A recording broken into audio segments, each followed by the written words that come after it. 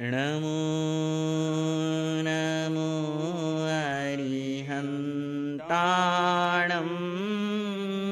नमो नमो सिद्धाणं नमो नमो आयर्याणं नमो नमो अजायाणं नमो लोये सवसाहुणं नमो लोये सवसाहुणम् एसो पञ्चनमोकारो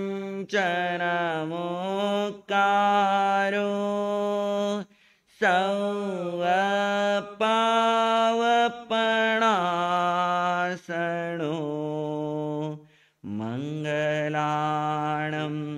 च सौवेसिं परमं हवै मङ्गलम् मङ्गलाणं च सौवेसिं परमं हवै मङ्गलम्। वीर प्रभु की अंतिम वाणी उत्तराध्ययन को खोलो जय जिनवाणी बोलो जय जिनवाणी बोलो वीर प्रभु की अंतिम वाणी उत्तराध्ययन को खोलो जय जिनवाणी बोलो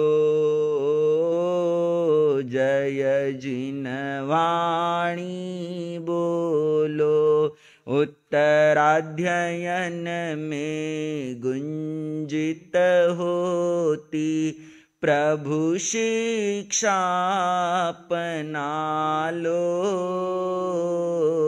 जय जिनवाणी बोलो जय जिनवाणी बोलो मंगलकारी भव भयहारी जिनवाणी है शरणा जिसके आराधन से निश्चित मिटता जन्म व मरणा मंगलकारी भव भयहारी जिनवाणी है शरणा जिसके आराधन से निश्चित मिटता जन्म व मरणा पाप कर्म को छोड़ के अब तो जिनवाणी के हो लो जय जिनवाणी बोलो जय जिनवाणी बोलो वीर प्रभु की अंतिम वाणी उत्तराध्ययन को खोलो जय जिनवाणी बोलो जय जिनवाणी बोलो जिनवाणी का हर अक्षर ही अक्षय आनंद दाता शब्द शब्द में सत्य धर्म का संदेशा मिल जाता। जिन वाणी का हर अक्षर ही अक्षय आनंद दाता। शब्द शब्द में सत्य धर्म का संदेशा मिल जाता। हर वाक्यों में वैराग्य की गूंज हृदय में ढालो। जय जिन वाणी बोलो, जय जिन वाणी बोलो। वीर प्रभु की अंतिम वाणी उत्तराध्ययन को खोलो।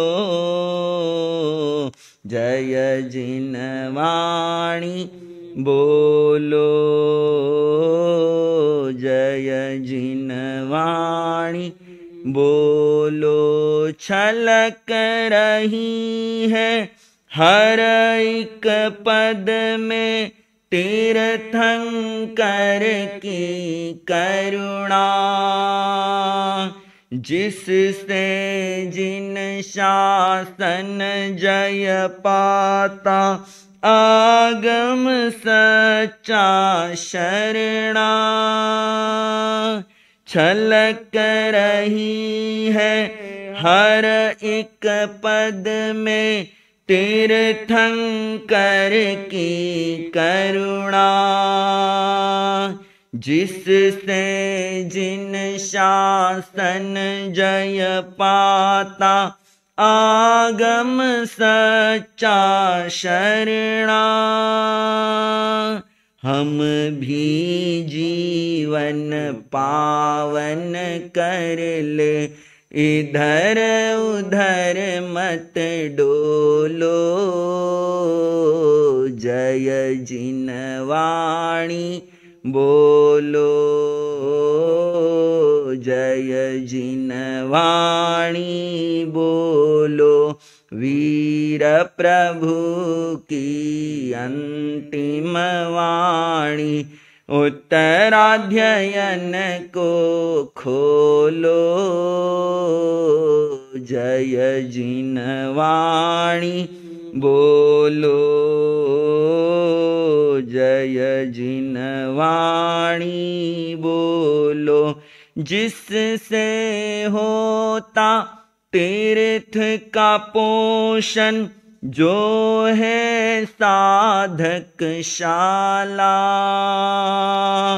हेय गेय और उपादेय का मिलता बोध निराला। जिससे होता तीर्थ का पोषण, जो है साधक शाला। हेय गेय और उपादेय का मिलता बोध निराला। महावीर की श्रेष्ठ निशानी, जिन वाणी को पी लो। जय जिन वाणी बोलो, जय जिन वाणी बोलो। वीर प्रभु की अंतिम वाणी उत्तराध्ययन को खोलो। जय जिन वाणी बोलो, जय जिन वाणी बोलो। जय जिन वाणी बोलो। आंखों को बंद कर लीजिए। मन वचन काया शांत, शरीर सृष्टि वातावरण शांत। इसी शांति में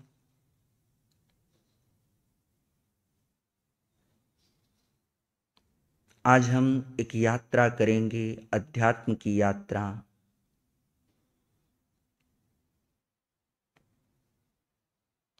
अनंत काल के मिथ्यात्व से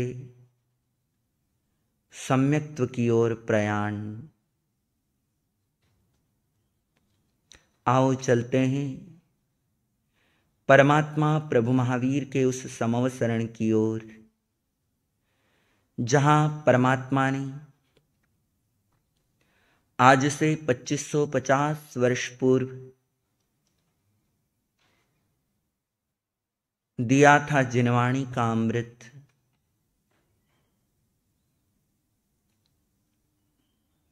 वो पावापुरी नगरी,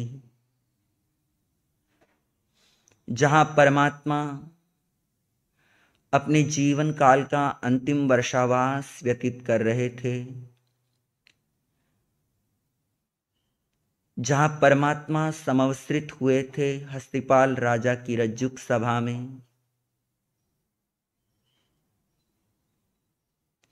जिस समवसरण में नौ मल्लवी, नौ लिच्छवी आदि 18 देश के राजा उपस्थित थे।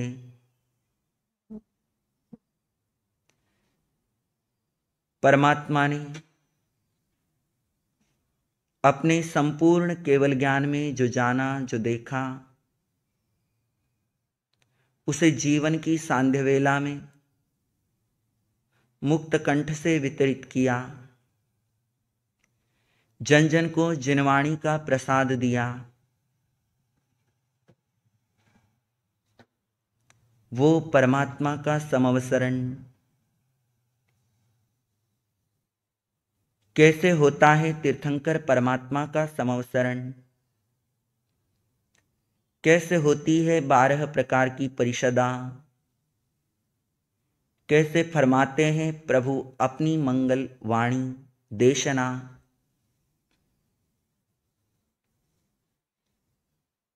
स्वयं को परमात्मा के समवसरण की ओर जाता हुआ महसूस करें।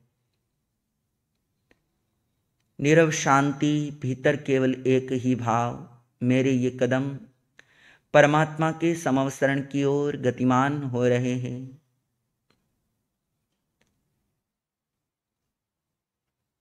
समवसरण वह स्थान जहां केवल समता ही समता है, जहां जीव जातिगत वैर भाव भूल जाते हैं।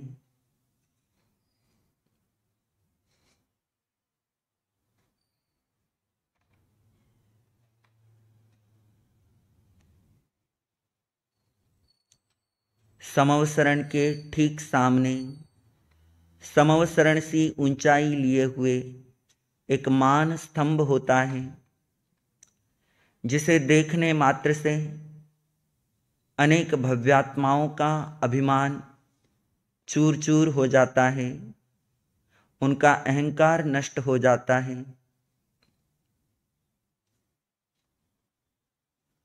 दूर से ही समवसरण नजर आया, दोनों हाथ जुड़ गए, मस्तक झुक गया।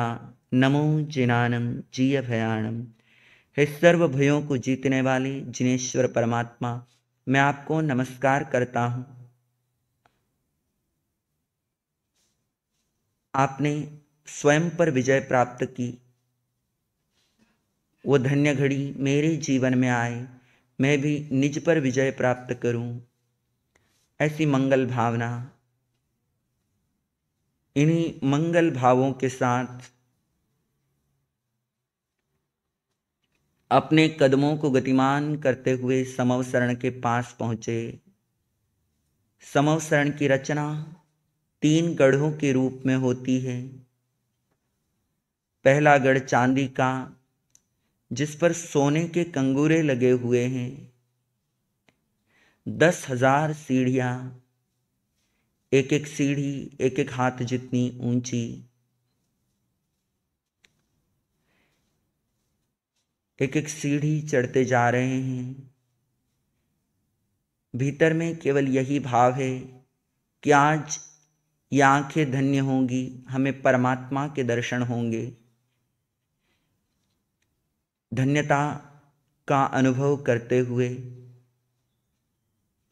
भीतर में अतीव उमंग, आनंद, उल्लास के साथ एक एक सीढ़ी चढ़ते हुए प्रथम गढ़ में प्रवेश। पहला गढ़ चांदी का, जिसमें सोने के कंगूरे लगे हुए हैं। ये वो स्थान है जहाँ देव विमान आदि आकर रुकते हैं, जहाँ राजाओं महाराजाओं के रथ, यान, वाहन आदि रुकते हैं। उस प्रथम कोट के भीतर 1300 धनुष का अंतर छोड़ करके दूसरा कोट प्रारंभ होता है। दूसरा कोट है, दूसरा गढ़ है सोने का, जिस पर रत्नों के कंगूरे लगे हुए हैं। 5000 सीढ़ियां, एक एक सीढ़ी चढ़ते जा रहे हैं। भीतर में आज बहुत प्रसन्नता है। मेरे अनंत जन्मों के पुण्य फलित होने वाले हैं। मैं परमात्मा के साक्षात दर्शन करूंगा, उन्हें वंदन करूंगा, उनके चरणों में बैठकर पर्युपासना करूंगा। ऐसे भावों के साथ एक एक सीढ़ी चढ़ते हुए दूसरे गढ़ में प्रवेश। ये वो स्थान जहाँ तिर्यंच पशु पक्षी बैठकर परमात्मा की जिनदेशना श्रवण करते हैं। उस दूसरे गढ़ के भीतर 1300 धनुष का अंतर छोड़ करके तीसरा गढ़, तीसरा कोट, जो रत्नों का है, जिस पर मणिरत्नों के कंगूरे लगे हुए हैं। 5000 सीढ़ियां, पुनः यात्रा प्रारंभ की है। अब थोड़ी सी दूरी शेष है। मैं निश्चित रूप से अब परमात्मा के श्री चरणों में पहुंच रहा हूं। उनकी वो अंतिम देशना श्रवण करनी है, उनके पावन दर्शन करने हैं। मुझे परमात्मा सा होना है। बस यही भाव, इन्हीं भावों के साथ तीसरे गढ़ में प्रवेश। तीसरा गढ़ रत्नों का, मणिरत्नों के कंगूरे लगे हुए हैं। उस तीसरे गढ़ के बीचों बीच परमात्मा स्वयं के देहमान से, स्वयं के देह प्रमाण से 12 गुना लंबे अशोक वृक्ष की छाया तले स्फटिक सिंहासन पर विराजे हैं। परमात्मा के दोनों ओर देवताओं द्वारा 2 श्वेत चमर ढुलाए जा रहे हैं।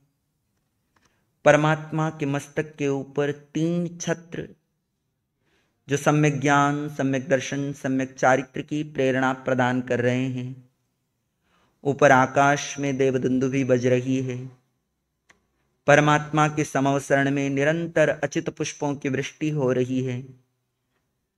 परमात्मा का वो भामंडल यानी मस्तक के पीछे का गोलाकार, जिसमें अनंत सूर्यों का प्रकाश समाया है, वो भामंडल जिसमें जाने वाला प्रत्येक भविजीव अपने 7 भवों को देख सकता है। 3 भव बीते हुए, 3 भव आने वाले और वर्तमान का 1 भव। और परमात्मा की दिव्य ध्वनि, उस दिव्य ध्वनि को सुनने के लिए 12 प्रकार की परिषदा, जिसमें 4 प्रकार के देव, भवनपति, वाणव्यंतर, ज्योतिष्क और वैमानिक, उनकी देवियां, मनुष्य, मनुष्यनियां, तिर्यंच, तिर्यंचनियां, इस तरह 12 प्रकार की परिषदा परमात्मा की देशना सुनने के लिए उपस्थित हैं। परमात्मा के ईशान कोण में श्रावक, श्राविका और वैमानिक देव बैठे हुए हैं। परमात्मा के आग्नेय कोण में साधु, साध्वी और वैमानिक देवियां हैं। परमात्मा के वायव्य कोण में भवनपति, वाणव्यंतर और ज्योतिष्क देव है। और नैऋत्य कोण में भवनपति, वाणव्यंतर, ज्योतिष्क देवों की देवियां। इस तरह 12 प्रकार की परिषदा परमात्मा की जिनदेशना श्रवण करने आई है। जो ये देशना है, ये हमें क्षणिकता से शाश्वतता की ओर लेकर जाने वाली है। वो देशना परमात्मा ने अपने जीवन की सांध्य वेला में किस प्रकार फरमाई थी, उस देशना को सुनने के लिए हम सभी यहाँ पर उपस्थित हुए हैं। आइए मूल वाचना का प्रारंभ करें भक्तामृत स्तोत्र की छठी गाथा के 3 बार उच्चारण के साथ। अल्पश्रुतं श्रुतवतां परिहासधाम त्वद्भक्तिरेव मुखरि कुरुते बलान् मां यत्कोकिलमदो मधुरं विरोति तच्चाम्रचारुकलिका निकरैकहेतु। अल्पश्रुतं श्रुतवतां परिहासधाम त्वद्भक्तिरेव मुखरि कुरुते बलान् मां यत्कोकिलमदो मधुरं विरोति तच्चाम्रचारुकलिका निकरैकहेतु। अल्पश्रुतं श्रुतवतां परिहासधाम त्वद्भक्तिरेव मुखरि कुरुते बलान् मां यत्कोकिलमदो मधुरं विरोति तच्चाम्रचारुकलिका निकरैकहेतु। प्रारंभ करते हैं मूल वाचना का। Page number 11। नमोत्थुणं समणस्य भगवो महावीरस्य। पहला अध्ययन विनय श्रुत। संजोगा विपमुखस्ताणगारस भिक्षुणो विनयं पाहुकरिष्यामि आणुपुविं सुणे हमें आणानिर्देश करे गुरुणमुवायकारे इंगियागार संपन्ने सेविणीयति उच्चई आणानिर्देश करे गुरुणमणुवायकारे पडिनीये असंबुद्धे अविणीयति उच्चई जहाँ सुणी पुईकन्नी निकसि जई सवसो एवं दुस्तिल पडिनीये मुहरि निकसि जई कानकुंडगं च इत्ताणं विट्ठं भुञ्जई सुयरो एवं शीलं च इत्ताणं दुस्सिले रमयिनीये सोणिया भावं साणस्य सुयरस्य नरस्य विणेठ विजपाणम् इच्छन्तो हि यमप्पणो तम्हा विनयमेसिजा शीलं पडिलभिजो बुद्धपुत्तनिया गठी न निकसिजई कन्नुई निसन्ते सिया मुहरि बुद्धाणं मन्ति एषया 8 जुत्ताणि सिक्खिजा निरट्ठाणि अजये अणुशासियो न कुप्पिजा खन्तिं सेविज पंडिये खुड्डे हिंस संसज्ञिं हासं कीडं च वज्जये माय चण्डालीयं काशी बहुयं माय आलवे कालेन यहिजिता तवोझाय जय गो आहच्च चण्डालीयं कट्टु न निह्न विजकयायि कडं कडेति भासे जा अकडं नो कडेतिय मागलीय सेवकसं वयणमिच्छे पुणो पुणो कसं वदट्टु मायिन्ने पावगं परिवज्जये अणासवाथूलवया कुशीला मेओं पिचण्डं पकरन्ति सीसा चित्ताणुयालहुदखो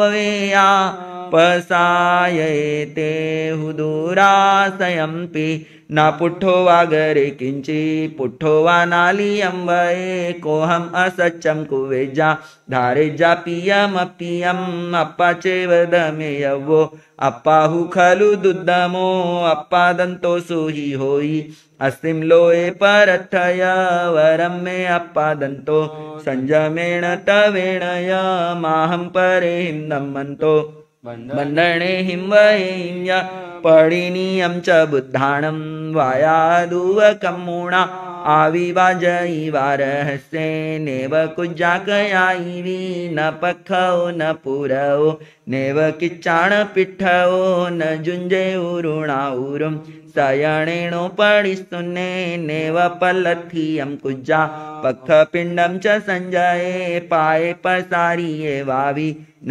चिट्ठे गुरुणन्ति ये आयरिये हिं वाहितो तुषिणियो न कयाईवी पसाय पेहिनी आगठी उव चिट्ठे गुरुम सयाल लवंते लवंते वा ननिसी जकयाईवी चयूण मासणम धीरो जओ जत्तम पड़ी सुने आसन गओ न पूछे जा नेवसे जागओ कयाईवी आग मुकुड़ो संतो पुछि जा पंजलि उड़ो एवं विनय जुतस्स सुतम अथम च तदुभयं पुच्छमाणस्य शिशस्य वागरिजजासूयं मूसं परिहरे भिक्खु नयो हारिणिम्बये भासादोषं परिहरे मायं च वज्जये सया न लवेज्ज पुट्ठो सावज्जं न निरट्ठं न मम्मयम् अपणट्ठा परट्ठा वा उभय संतरेण वा समरेषु अगारेषु संधिषु यमहापहे गोये गिट्ठिये सद्धिं नेव चिट्ठेन संलवे जम्मे बुद्धाणु शासन्ति सियेण फरुसेण वा मम लाभोति पेहाये पयो तं पडिस्तुन्ने अनुशासन मोवायं दुक्कडस्य चोयणं हियं तं मन्नयि पन्नो वेशं होयि साहुणो हियं विगय भया बुद्धा फरुसं पियाणुशासनं वेशं तं होयि मूढाणं खन्ति सोहि करं पयम् आसने उव चिट्ठे जाणुचे अकुए तीरे अपुठाई निरुठाई निसिए जप कुकुए कालेण निखमे भिक्खु कालेण यपणिकमे अकालं च विवज्जिता काले कालं समायरे परिवाड़िये न चिट्ठे जा भिक्खु दत्ते शरणं चरे पडिरुवेण सीता मियं कालेण भक्षये नाई दूरमनासन्ने नन्ने सिं चक्षु फासो एगो चिट्ठे जा बतठा लंघिता तम नाईकमे नाई उच्चेवनीये वा नासन्ने नाई दूरो फासुयं पर कडं पिंडं पडिगाहिज संजये अपपाणे पबियम्मि पडिच्छन्नम्मि संबूढे समयं संजये भुंजे जयम् अपरिसाडीयं सुकडिति सुपकिति सुच्छिन्ने सुहड़े मड़े सुनिठिये सुलठिति सावज्जं वज्जये मुनि रमये पंडिये सासं हयं भद्दं ववाहये बालं सम्मयि सासन्तो गलीय संववाहये खड्डूयामे च वेळामे अक्कोसाय वाहाय मे कल्याणं अनुशासन्तो पावदिठिति मन्नयि पुत्तो मे भायनाइति साहु कल्याण मन्नयि पावदिठिउ अप्पाणं सासं दासिति मन्नयि न कोवये आयरीयम् अप्पाणं पीन कोवये बुद्धो वघाई नसिया तत्त गवेशये आयरीयं कुवीयं नच्चा पतियेण पसायये विज्ज विज्ज पंजलि उडो वैजन पुणुत्य धम्मजीयं च व्यवहारम् बुद्धे हायरीयं सया तमायरन्तो व्यवहारं गरहं नाभिगच्छयि मनोगयं वक्कगयं जानितायरीयसौ तं परिगिज्झवायाये कम्मुणाउवायाये वित्ते अचोयिये निचं क्षिप्पं हवै सुचोयिये जहुवैठं सुकयं किच्चायं कुवै सया नच्चानमयि मे हावी लोये कित्ति से जायये हवै किच्चाणं शरणं भूयाणं जगै जाहा पूज्या जस पश्यन्ति संबुद्धा पुवसन्तुया प्रसन्ना लाभयिष्यन्ति वियुलं मठ्ठियं सूयं सपूज्य सत्थे सुविणीय संशये मनोरुहि चिट्ठैकं संपया तवो समायारि समाहि संबुडे महज्जुयि पंचवयां पालिया सदेव गन्धवमनुस्तपुये चयेत्तु देहं मलपङ्कपूवयं सिद्धे वाह वै शासये देवे वा परये महीढ्येति बेमी विनय सूयम नामम पढ़मम अध्ययनम सम्मतम। आज का मूल वांचन यहीं तक रहेगा। शेष मूल वांचन यथा समय आप सबके सामने करने का प्रयास और पुरुषार्थ रहेगा। परम तारक देवाधिदेव अरिहंत परमात्मा श्री सिमंदर स्वामी भगवान के श्री चरणों में अनंत अनंत आस्था के साथ अनंत अनंत वंदन, अनंत नमन। चरम तीर्थंकर क्षमा श्रमण सिद्ध परमात्मा श्री उत्तराध्ययन सूत्र के परम उद्गाता प्रभु महावीर स्वामी के श्री चरणों में अनंत अनंत आस्था के साथ अनंत अनंत वंदन, अनंत नमन। परम उपकारी जिन शासन देव, जिन शासन माता को नमन। आत्मज्ञानी सद्गुरुदेव परमात्मा स्वरूप परम पूज्य युग प्रधान आचार्य भगवान के श्री चरणों में वंदन नमन करने के पश्चात परम श्रद्धेय श्रवण संघीय प्रमुख मंत्री श्री श्रीश मुनि जी महाराज के श्री चरणों में वंदन नमन। आत्मप्रिय स्नेही साथी प्रवचन प्रभाकर श्री शमित मुनि जी महाराज, साधना प्रिय श्री शुद्धेश मुनि जी महाराज, भव्यात्माओं, आज का यह मंगल पावन दिवस आज तिथि के हिसाब से आश्विन सुद 11 है, तारीख के हिसाब से 25 अक्टूबर का दिवस है और आज से हम श्री उत्तराध्ययन सूत्र की 21 दिवसीय अनुष्ठान वाचना में प्रवेश करने जा रहे हैं। परमात्मा प्रभु महावीर की यह अंतिम वाणी है श्री उत्तराध्ययन सूत्र। और श्री उत्तराध्ययन सूत्र तब परमात्मा ने फरमाया जब वे जीवन की सांध्य वेला में थे, यानी उनका निर्वाण कल्याणक अति निकट था। उस समय में परमात्मा ने जो है भव्य जनों को अपने जीवन में जो कुछ अपने केवल ज्ञान केवल दर्शन में देखा वो देने का प्रयास और पुरुषार्थ किया। उस वाणी को प्रतिवर्ष दीपावली के पावन पवित्र दिवसों में पढ़ा जाता है, सुना जाता है, सुनाया जाता है। उसके पीछे भाव केवल इतना है कि वो परमात्मा की देशना हमारे जीवन में आए, परमात्मा की ये वाणी और उस वाणी का प्रत्येक सूत्र हमें इस तरफ इंगित करता है कि हम अपने जीवन में त्याग भावना बढ़ाए, वैराग्य भावना बढ़ाए। श्री उत्तराध्ययन सूत्र क्या है यह तो हम जानेंगे ही, परंतु आपने एक बात देखी होगी, हमारे इस जैन धर्म के अंतर्गत हमारा जैन धर्म जो है वो तप साधना प्रधान धर्म है। यहाँ पर बहुत सारी तपस्याएं की गई है, वर्तमान में की जा रही है, आने वाले समय में भी की जाती रहेंगी। बहुत सारे भाई बहन तपस्या के मार्ग पर आगे बढ़ते हैं, चतुर्विध संघ, साधु साध्वी, श्रावक श्राविका तपस्या के मार्ग पर आगे बढ़ते हैं। अगर हम अपने इतिहास की ओर जाए तो पर्वाधिराज पर्व पर्यूषण में जो आपने श्री अंतकृत दशांक सूत्र का वाचन सुना था, उसमें आपने जिन 90 महान आत्माओं का वर्णन सुना, उन 90 महान आत्माओं में से अधिकांश आत्माओं ने अपने जीवन को तप मार्ग की ओर आगे बढ़ाया। चाहे कैसा भी तप किया हो, परंतु तप अवश्य किया। अब हम तीर्थंकरों के जीवन को देखें तो तीर्थंकर परमात्मा जब दीक्षा लेते हैं, उनका दीक्षा कल्याणक होता है। उसके पश्चात वो अपने आप को तप मार्ग की ओर आगे बढ़ा देते। देखो, आप किसी भी तीर्थंकर परमात्मा का जीवन चरित्र देखो, जब वो दीक्षा ले लेते हैं उस समय में किसी का उपवास है, बेला है, इस तरह की तपस्या तो है ही है जिस समय वो दीक्षा लेते हैं उस समय। और दीक्षा लेने के बाद भी वो स्वयं को मौन कर लेते हैं, साधनामय जीवन बिताते हैं। परमात्मा प्रभु महावीर का साधनामय जीवन देखो, दीक्षा के बाद 12.5 वर्ष का काल उनका कैसा रहा है, साधना काल रहा है। केवल उन्होंने तप साधना की है। फिर वो 12 प्रकार के तपों में से कोई तप अपनाया हो, परंतु तप साधना प्रधान, ऐसा हमारा ये जैन धर्म है। हर तीर्थंकर ने पहले अखंड साधना करके अपने घनघाती कर्मों को क्षय किया है, केवल ज्ञान केवल दर्शन को क्षय किया है, और उसके बाद केवल ज्ञान केवल दर्शन को प्राप्त किया है अपने घनघाती कर्मों को क्षय करके, और उसके बाद तीर्थ की स्थापना की।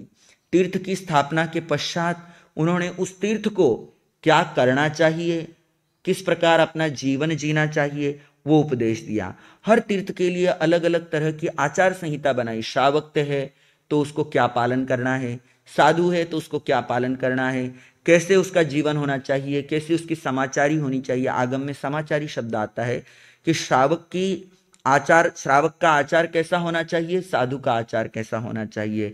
तो हर एक के लिए अलग अलग आचार संहिता निश्चित की है।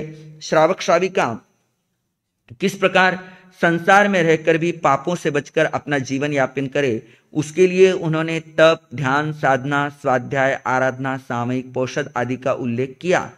परंतु वर्तमान में धर्म की परिभाषा बदल गई। वर्तमान में उसमें नहीं है, बताऊंगा आपको, पेज नंबर बताता हूं, उसमें नहीं लिखा हुआ।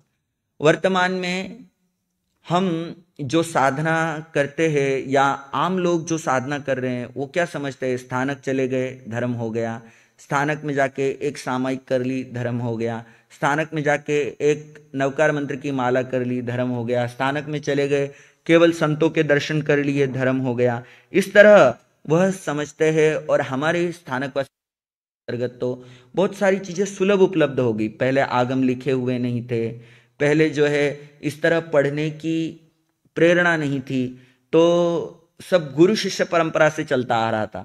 परंतु जब से प्रिंटिंग हुई, सब आगम अभी लिखे हुए अपने आप उठा लेते हैं, पढ़ लेते हैं। तो इस तरह वह साधना जो है हमारे जीवन में नहीं आती। वो समय जब परमात्मा थे और परमात्मा के बाद के समय तक जो है काफी लंबे समय तक ये जो आगम थे गुरु शिष्य परंपरा से आगे आगे चले। गुरु ने अपने गुरु से सुना और उन्होंने अपने शिष्यों को सुनाया।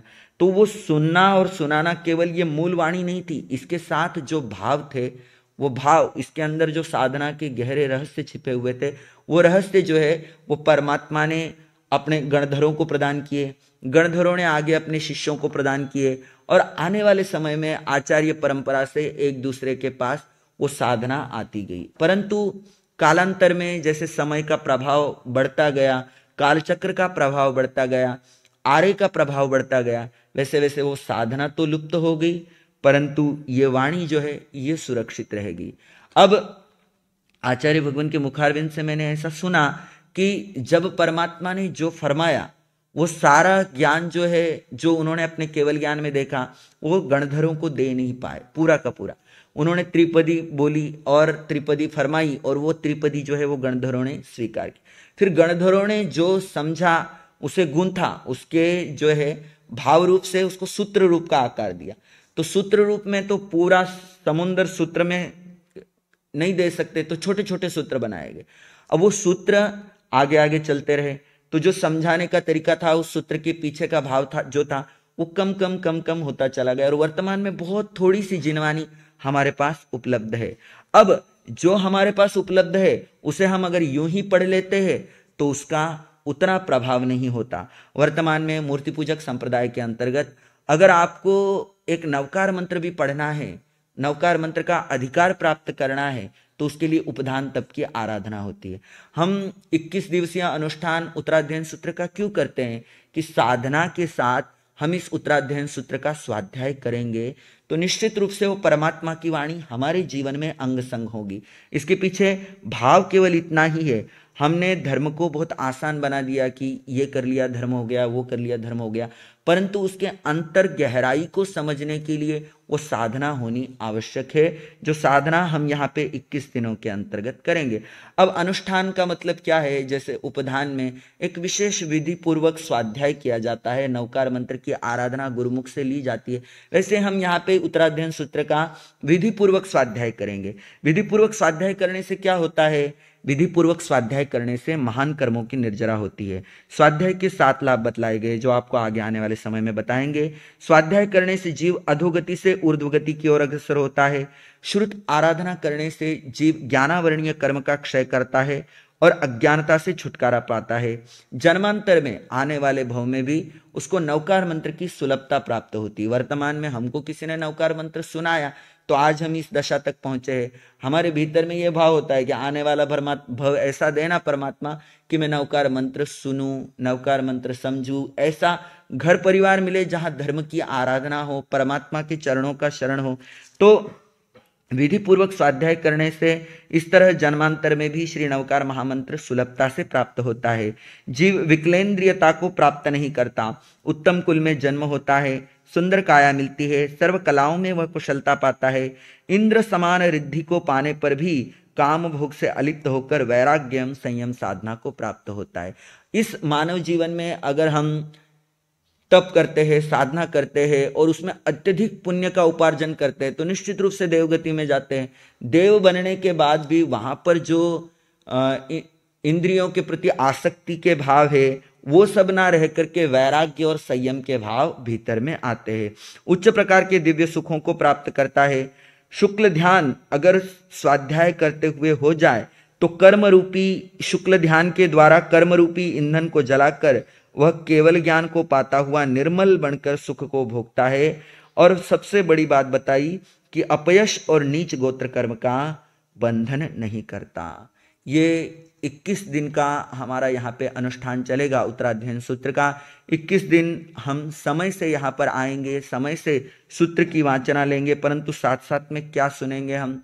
परमात्मा के उस समोसरण की भाव यात्रा। जैसे आज आपने सुनी कि कैसे परमात्मा थे, कितने सुंदर थे। आगे आने वाले समय में आपको परमात्मा के उन गुणों के बारे में भी बताया जाएगा। तो इस तरह और फिर मूल अर्थ और विवेचन के साथ उत्तराध्ययन सुनने को मिलेगा। करना क्या है इस अनुष्ठान के साथ साथ में? प्रतिदिन समय पे आना है, समय पे आने के साथ साथ श्रद्धा के साथ शास्त्र स्वाध्याय सुनना है, पढ़ना है। मूल वाचना जब आपको पढ़नी हो तो आजकल सोशल मीडिया के माध्यम से ऑनलाइन भी उत्तराध्ययन सूत्र उपलब्ध है और यहाँ पर जो भाग ले रहे हैं सबके पास अपने अपने सूत्र है, तो श्रद्धा के साथ उसको सुने। आचार्य भगवान कहते हैं परमात्मा की मूल वाणी कुछ समझ में नहीं आ रहा है, परंतु श्रद्धा के साथ आप केवल सुन रहे हो तो उसमें भी आप कर्मों की निर्जरा कर रहे हो। प्रतिदिन हम 24 घंटे के लिए कोई न कोई एक चीज को त्यागेंगे, प्रिय वस्तु जो भी है सामूहिक प्रत्याख्यान के रूप में करेंगे। और जब के लिए आप इस साधना को और अधिक इन सूत्र को अर्थों को अपने हृदयंगम करना है तो प्रतिदिन कम से कम प्रातःकाल 27 लोगस का जाप और सायंकाल 5 नमोत्थुणम। इतना लोगस और नमोत्थुणम जिनको आता है कर सकते हैं, अवश्य करें। जिनको नहीं आता है वो एक माला सिद्धा सिद्धिम मम दिसंतु की और एक माला सायंकाल नमो जिनाणम जी अभयाणम की। प्रातःकाल सिद्धा सिद्धिम मम दिसंतु की, सायंकाल नमो जिनाणम जी अभयाणम की एक एक माला अवश्य करने का भाव रखे। इस तरह हमारे यहाँ पर उत्तराध्ययन सूत्र के लिए प्रत्येक आगम के लिए आयम्बिल हमारे जो है महापुरुषों ने आयम्बिल के साथ सूत्र वाचना लेने के लिए बताई। तो 29 आयम्बिल का विधान है उत्तराध्ययन सूत्र के लिए। उत्तराध्ययन सूत्र की वाचना लेते समय, करते समय, सुनते समय, उत्तराध्ययन सूत्र के स्वाध्याय के समय 29 आयम्बिल करने चाहिए। पर अब हमारे पास दिन तो 21 ही है, 29 आयम्बिल कैसे हो सकते? हो ही नहीं सकते। तो अब आयम्बिलोली चल रही है। अगर आपका भाव बने, आपका शरीर साथ दे, आपका मन करे तो इन 21 दिनों में कम से कम 2 आयम्बिल करने का भाव अपने भीतर में रखना। इस तरह 21 दिन हम इस साधना को करेंगे, उत्तराध्ययन सूत्र को सुनेंगे और सुनते समय, समझते समय हम अपने भीतर में ये भाव रखेंगे कि मुझे परमात्मा की उस वाणी को हृदयंगम करना है, अपने भीतर उतारना है। परमात्मा की वाणी कैसी है? तो उसके लिए आगे बताया है कि परमात्मा की वाणी जो है भगवान महावीर ने पेज नंबर 7 के ऊपर अभी विवेचन चल रहा है, धर्म का त्रिवेणी संगम, रोमन अंक में 7 नंबर पेज है। भगवान महावीर ने एक बार अपने प्रवचन में जनता को धर्म का स्वरूप बतलाते हुए कहा था कि धर्म 3 प्रकार का है या धर्म की आराधना 3 प्रकार से की जाती है। पहला बताया सुअध्ययन, दूसरा बताया सुध्यान, तीसरा बताया सुतप। सु के स्थान पर सम्यक शब्द का भी उपयोग किया जा सकता है, कर सकते हैं। सु और सम्यक का एक ही मतलब होता है। विधि पूर्वक श्रद्धा एवं विनय के साथ अध्ययन करना धर्म है, अथवा अनुप्रेक्षा पूर्वक अध्ययन करने को सुअध्ययन कहते हैं। अनुप्रेक्षा पूर्वक मतलब क्या? हमने सुनाया, आपने सुना, केवल इतना नहीं, उसके साथ चिंतन करना, वो अनुप्रेक्षा कहलाती है। अनुप्रेक्षा पूर्वक अध्ययन करने को सुअध्ययन, सम्यक अध्ययन कहते हैं। अनुप्रेक्षा को दूसरे शब्दों में निधिध्यासन भी कहा जाता है। आगमों का अध्ययन करना, शंका होने पर ज्ञानी गुरु से पूछना, सीखे हुए आगमों की पुनः पुनः आवृत्ति करना और आगम के अनुसार श्रोताओं को धर्मकथा या धर्मोपदेश करते रहना, ये स्वाध्याय के 5 प्रकार है।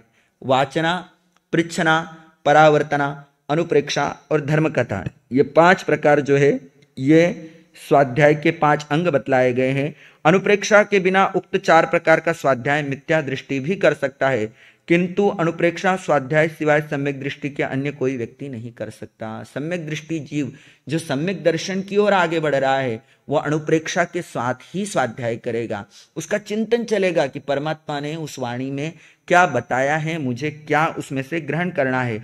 अनुप्रेक्षा करने से आयु कर्म के अतिरिक्त शेष 7 कर्मों के प्रगाढ़ बंधन शिथिल हो जाते हैं। अगर गाढ़े बंधन बांधे हैं 7 कर्म तो वो शिथिल हो जाते हैं। अगर उन कर्मों की स्थिति लंबी है, दीर्घकालिक है, तो उसको देता है।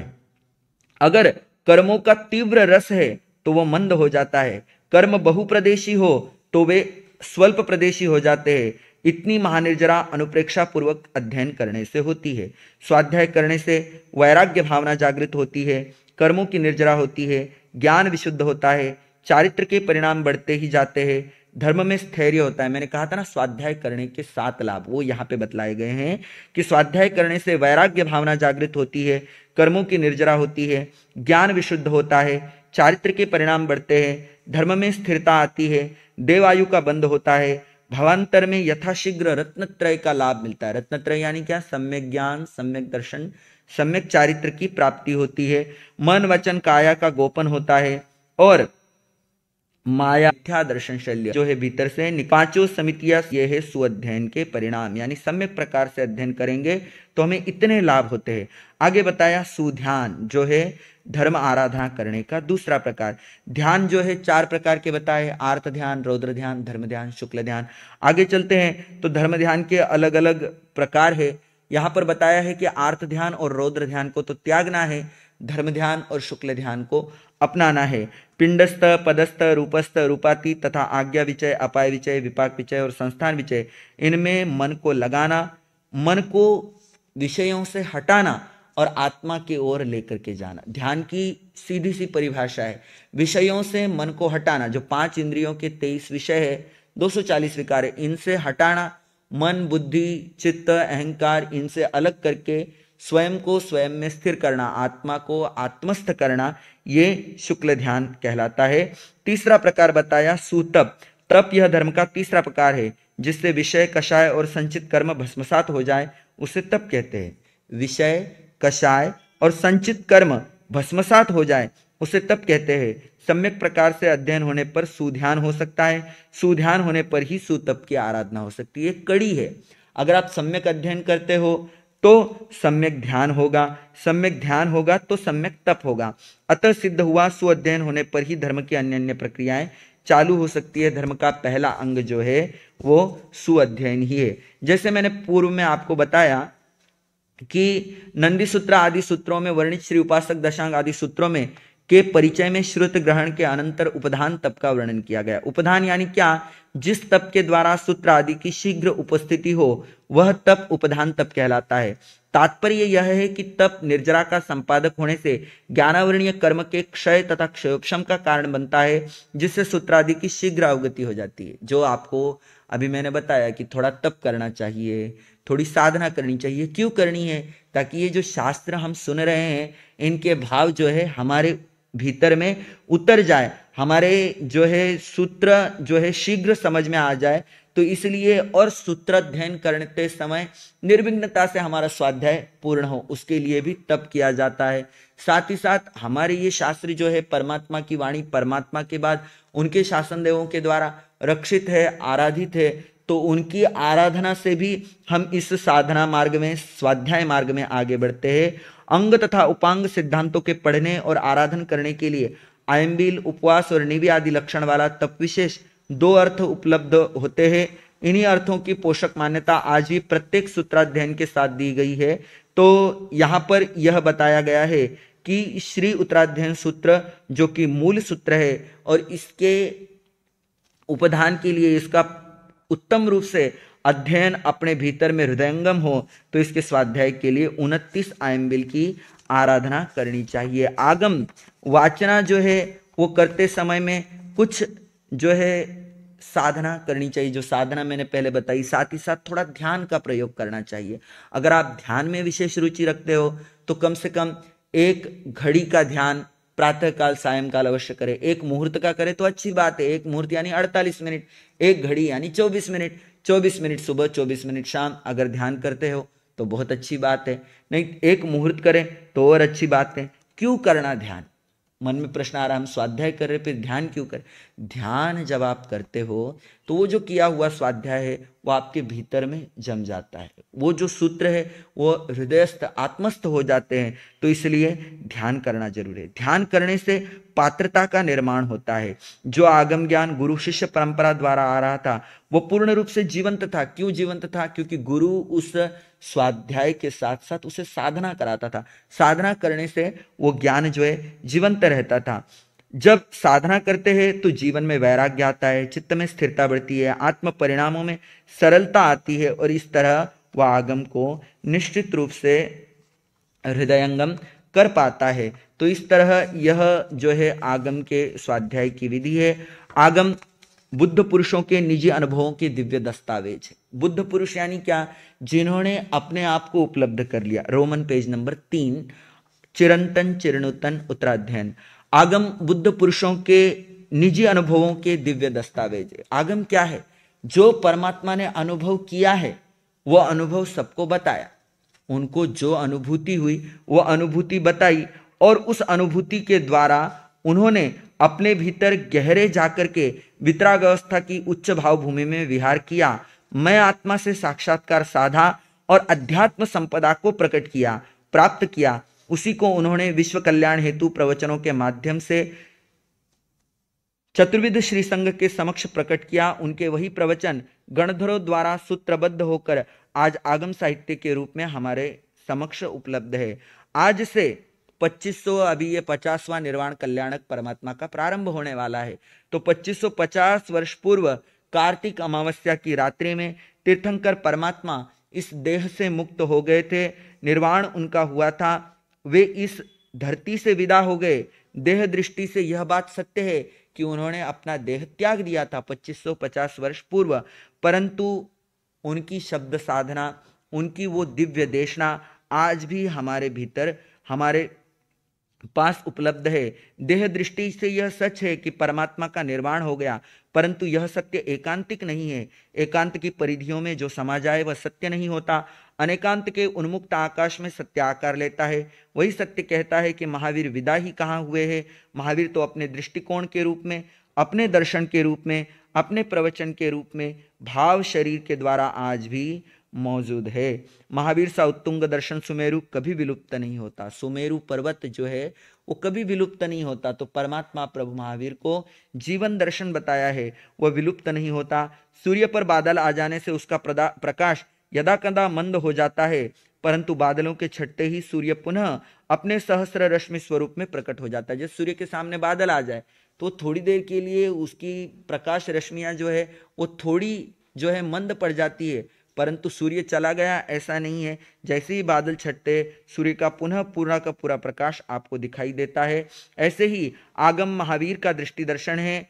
आज से 2500 वर्ष पूर्व वह जितना सार्थक था आज भी उतना ही सार्थक है। उस समय का आदमी भी राग द्वेष से तप्त था, आज का आदमी भी राग द्वेष से तप्त है। उस समय का मानव जो है, आदमी जो है, संवेग, निर्वेद, सामायिक, संवर, स्वाध्याय से मानसिक आध्यात्मिक विश्रांति प्राप्त करता था। आज का आदमी भी इन साधनों से विश्रांति प्राप्त करता है। अपने इस दृष्टि दर्शन व प्रवचन में महावीर त्रैकालिक जीवंत सत्ता है। सत्य का एक पक्ष यह भी है कि प्रत्येक भव्यात्मा के भीतर आंशिक रूप से महावीर विराजमान है। भगवान फरमाते हैं ना, अप्पा सो परमप्पा, आत्मा ही परमात्मा है। सोहम का जो सूत्र साधना के द्वारा भगवान को मिला वो क्या कहता है? जैसे आप हो वैसा मैं हूं, जैसे परमात्मा है वैसे मैं हूं।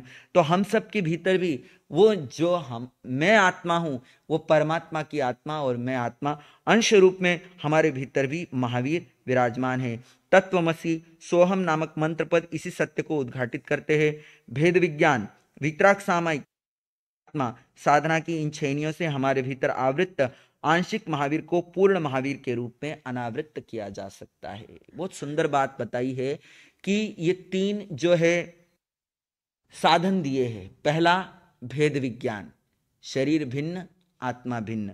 दूसरा वितराग सामयिक, सामयिक करना यानी हम पचकान करते हैं, ठाणेणम मोणेणम झानेणम, करूँ नहीं कराऊँ नहीं अनुमोदी नहीं, मन से वचन से काया से, तो वो किस तरह है, तो वितराग सामयिक। वितराग परमात्मा जो सामयिक करते थे वो सामयिक। वर्तमान में पंचम काल में भगवान का पुण्य और वितराग साधिका जी का पुरुषार्थ उस सामयिक को इस धरा पर चतुर्थ आर्य की साधना को यहाँ पर लेकर के आया, वो सामयिक वितराग सामयिक। और मैं आत्मा की अनुभूति, ये तीनों छेनियां ही हमारे भीतर जो आंशिक महावीर है उसको पूर्ण रूप से प्रकट कर सकते हैं। उत्तराध्ययन सूत्र में छिपे, उत्तराध्ययन सूत्र हमारे भीतर छिपे मैं आत्मा, मैं महावीर, मैं सिमंदर को प्रकट करने वाले अध्यात्म विज्ञान के सूत्र शस्त्रों का एक अक्षय तुणीर है। तुणीर उसको कहते हैं जिसके अंदर बाण रखे जाते हैं। आचार्य भगवान पधार रहे हैं। जय हो विजय हो महात्मा पुरुषों की सदा, जय हो विजय महात्मा पुरुषों की सदा। बोलिए आज्ञानी सतगुरुदेव युग प्रधान आचार्य सम्राट पूज्य श्री शिव मुनि जय हो। वंदना करेंगे। देखो तो आया हीनम पत्याहीनम करेनि, वंदामि नमस्सामि सत्कारे सम्मानेमि कल्याणं मंगलं देवयं चेयं पजुवासामि मथेन। वंदना देखो तो आया हीणम पयाहीणम करेमि, वंदामि नमस्सामि सत्कारेमि सम्माने कल्याणं मंगलं देवयं चेयं पजुवासामि मथेन। वंदामि देखो तो आया हीणम पयाहीणम करेमि, वंदामि नमस्सामि सत्कारेमि सम्माने कल्याणं मंगलं देवयं चेयं पजुवासामि। आचार्य भगवान पधार गए हैं। अत्यधिक लंबा समय नहीं लूंगा। तो उत्तराध्ययन सूत्र जो एक ऐसा अक्षय तुणीर है जो हमारे भीतर में जो मैं आत्मा, मैं महावीर, मैं सिमंदर है उसको प्रकट कर सकता है। इस सूत्र, यह सूत्र चिरंतन होकर भी चिरनूतन है। चिरंतन यानी बहुत पुराना है, फिर भी जब पढ़ो तब ऐसा लगता है कि अभी इसमें कुछ नया है, अभी इसमें कुछ नया है। ये सूत्र का बार बार स्वाध्याय करने से आपको बार बार जीवनोपयोगी जो है मंत्र सूत्र ऐसे मिलेंगे जो आपके जीवन की दशा और दिशा बदलने वाले होंगे। जैसे ताजा खिला हुआ श्वेत कमल और उसकी सुगंध कभी भी कम नहीं होती, वैसे ही यह सूत्र जब जब भी पढ़ो तब तब उसमें से आपको कुछ न कुछ नया प्राप्त होगा। क्या है श्री उत्तराध्ययन सूत्र, कितने उसके अंदर अध्ययन है, एक एक अध्ययन का क्या भाव है, आगे आने वाले समय में आप सबके सामने रखने का प्रयास और पुरुषार्थ रहेगा। आगमे तिविहे पन्नते तंजहा सत्तागमे अट्ठागमे तद्वयागमे एवं श्री ज्ञान के विषय में जो कोई अतिचार लाग्यो होते मैं आलूम जम्बाई धम बच्चा मेलियम हिणक्षरम अचक्षरम पय हिणम मिणहिणम जोग हिणम घोष हिणम सुट्ठु दिनम दुट्ठु वृक्षम अकाले को सज्जाओ कालेन को सज्जाओ असज्जाइये सज्जाइयम सज्जाइये न सज्जाइयम भणता गुणता विचारता ज्ञान ज्ञानवंत की आशातना की हो जो में देव से अय्यारु को तस्समिच्छामि दुक्कडम तस्समिच्छामि दुक्कडम तस्समिच्छामि दुक्कडम। उत्तराध्ययन सूत्र श्रवण से होता है उत्थान, अंतिम वीर देशनागान अंतिम वीर देशनागान। मोह ममत्व के हटे आवरण मिटे तिमिर ज्ञान, अंतिम वीर देशनागान अंतिम वीर देशना।